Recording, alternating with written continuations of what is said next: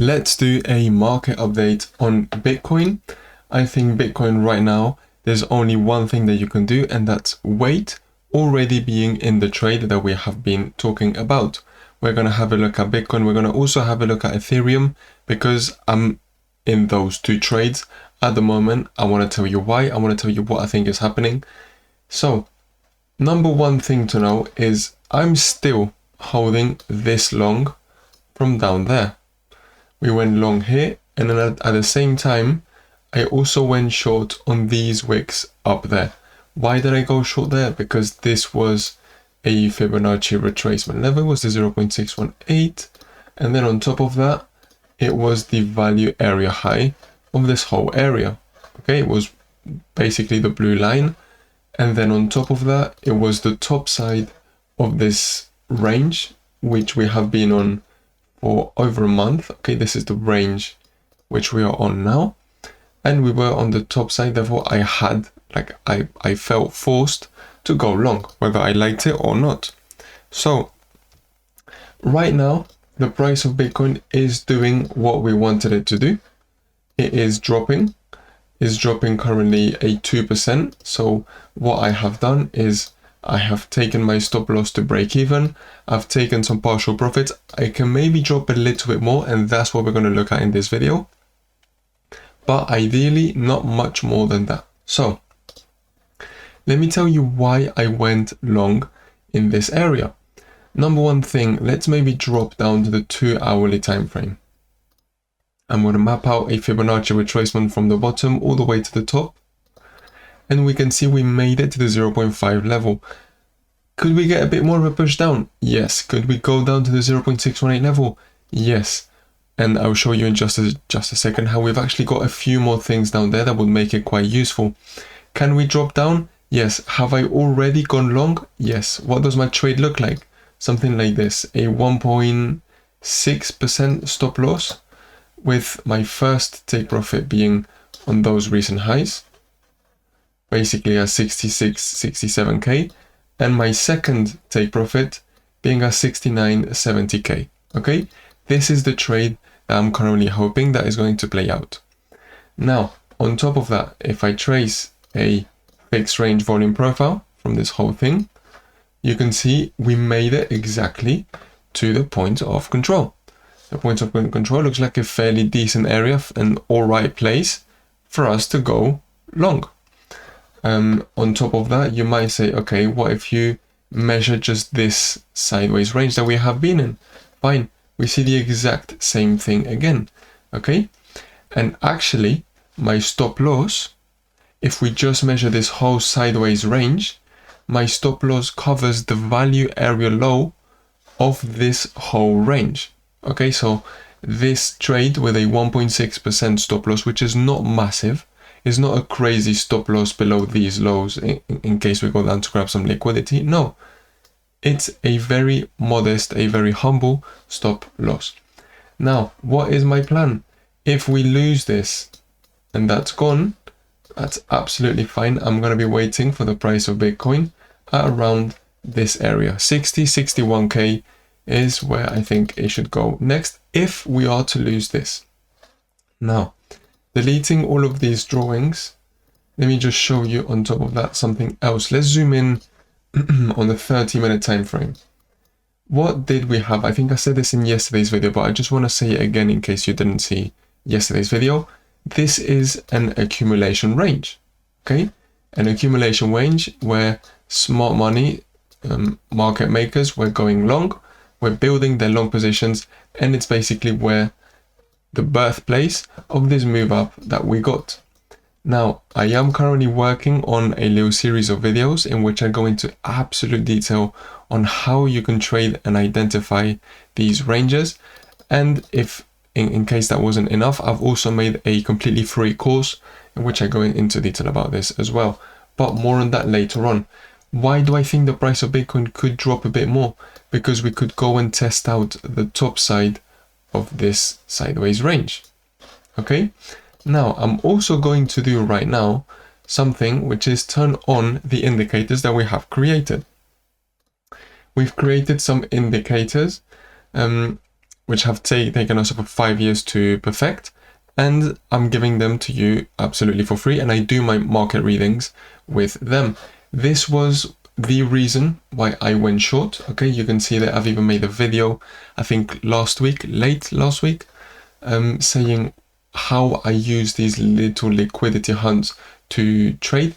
You can see that that was my sign to go short, with my stop loss just like this, a very small stop loss, basically 0.3, and my take profit was at the 0.618 level, which is something like this. Okay, there, if you're a serious crazy scalper, you could have taken these trades. They were, I mean, they're not massive, 0.5, and this one as well is nothing crazy, but that is a 0.8% move. If you're a bit of a lunatic and you go down to the really, really low time frames, you could have traded that if you really wanted to. Let me move up on the 2 hourly time frame. I'm saying the price could drop down a little bit more because we did stop on the 0.5 level. We stopped on the point of control, yes, but just below it, we have a 2 hourly fair value gap. We have also got a 4 hourly fair value gap right there, which I'm going to turn on my other indicator to show me. I've got an inverted 4 hourly fair value gap and a 4 hour fair value gap. So I've got two different time frame gaps. I've got the 0.618 level because please do remember it lands a bit more down. Okay, it lands exactly in this area. And I've also got an inverted fair value gap. Now, just for the fun of it, this is just a little teaser of something that I'm going to go into absolute detail on. It's a concept that I'm making a video on that Smart Money Concepts little playlist that I'm starting to create. Is in this sideways range. If I trace a fixed range volume profile, I'm going to try and attempt and see which area has the highest transactional volume. So for now, okay, something that would look quite nice is if I see the price come down to the 0.618 level, I can also see that's the value area high of this accumulation range. What does this mean? This basically means that these market makers that were going long, exactly there, if they are still going long, if they want to defend their position, as soon as the price comes down to this area, they need to come and push the price back up, defend their position, because if not, the price would go back inside this range. Okay, so this is a concept that I'm not going to go into too much detail now because I'm making a video on it. So if you want to learn more, just keep an eye out and watch that video because it will be extremely useful for you. Let's have a look at Ethereum, okay, because this is also somewhere else which I'm positioned in the trade. If we look down on the 4 hourly time frame, I was also telling you I went short from there, and it has actually been a fairly decent move, a 2.3% move. Again, a very, very similar scenario. Where did I take my profits? I took my profits on the 0.618 level, which we have touched exactly to the exact point. Okay, now I've also gone long. on Ethereum. Why have I gone long on Ethereum? Well, first off, we've made it to the 0.618 level. Again, just like Bitcoin, I'm still very bullish for the reasons I've been saying in those past videos, this, that, the other. If you want to know why I'm bullish, just look at any of my previous videos and I go into detail about it. I'm not going to do that in this video. If I now trace a fixed range volume profile, you can also see we have landed exactly on the point of control right there. And if I extend it a bit more, I'm pretty sure we're going to see the exact same story. Yes, point of control, we've made it exactly there.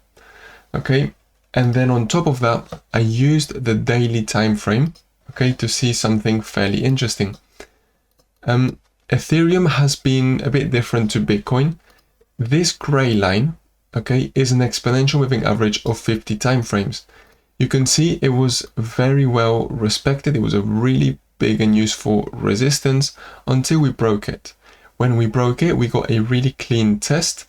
And ever since then, once we broke it to the upside, we've been unable, literally unable to break it down. We have not been able to close any candles below the exponential moving average. That's a very bullish sign. So I then saw the exponential moving average was coming along very close to where the price is.